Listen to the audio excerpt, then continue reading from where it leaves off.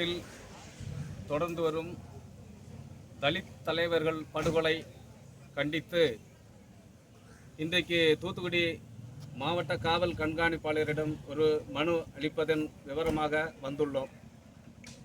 கடந்த மாதம் பகுஜன் சமாஜ் கட்சியினுடைய மாநில தலைவர் மதிப்புக்குரிய ஆம்ஸ்ட்ராங் அவர்கள் கொலை நடந்தேறி ஒரு மாத காலம் ஆகவில்லை.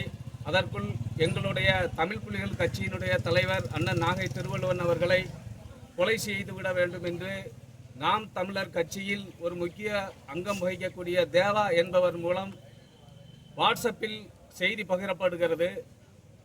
அந்த செய்தி பகிரப்பட்டு ஓரிரு நாட்களில் இன்றைக்கு மாவட்ட காவல் கண்காணிப்பாளரிடம் மனு கொடுத்து மேற்படி கொலை செய்துவிட திட்டம் தீட்டிய தேவா கட்சியினுடைய ஒருங்கிணைப்பாளர் சீமான் அவர்களை கைது செய்து சிறைப்படுத்த வேண்டும். தலித் தலைவர்களுக்கு உரிய பாதுகாப்பு தமிழக அரசு வழங்க வேண்டும்.